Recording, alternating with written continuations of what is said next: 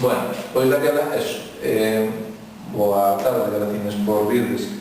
O objetivo desta roda de prensa, non que convocamos aquí desde o DNG, pero sobre todo para dar a coñecer o parecer de Galiza Nova, da Organización das Moceas do DNG, é falarnos da polémica subida sobre o Noitebús e da campaña que o Río de Eso vai presentar Galiza Nova. Eu, deso, máis que falar, vou deixar que vos falo, os compañeros de Galiza Nova, tanto Iria Oi, que é a súa secretaria xeral, como Pablo Vázquez, que é o novo responsable comarcal aquí na comarca de Cantiños.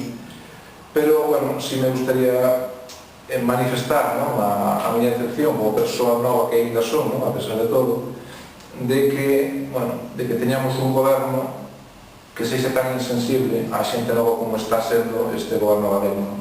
A práctica utilización dos centros quédote, a morte por inanición da rede galega de locais de ensaio, agora a supresión do Noitebús, semella que a este goberno galego, ao goberno do Sr. Núñez Feixóo, todo o que se ten feito para o ben, para o disfrute, para o lecer e tamén para a aprendizaxe, para a vida da xente nova, lle causa sarfullido. Nos parece-nos verdadeiramente lamentable, non sei se é por un problema contra a mocidade, se é por un problema contra todo o que rezume a iniciativas do anterior goberno galego, pero, a labor deste goberno Feixóo é verdadeiramente lamentable no que ten a ver coa mocidade.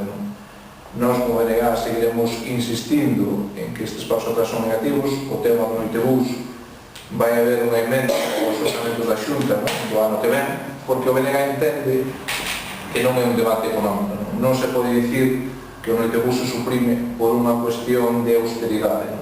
O mesmo presidente non pode dicir que suprime o Noitebús e gastar 8 millóns de euros nunha visita do Papa, que é o doble do que custa este servizo á Xunta de Galiza. Iso non é un argumento neste caso. Nós o que queremos é que hai un argumento ideolóxico, un argumento de fondo que carga ou ben eles decidirán contra o anterior goberno ou ben contra a mocidade. Pero, o DNG ten claro, nós imos traballar no Parlamento, nas institucións locais, como o caso do Concello de Carballo, e, sobre todo, onde nos temos que hacer estas batallas que é na rúa, coa sociedade, para conseguir que estes servizos sigan en funcionamento.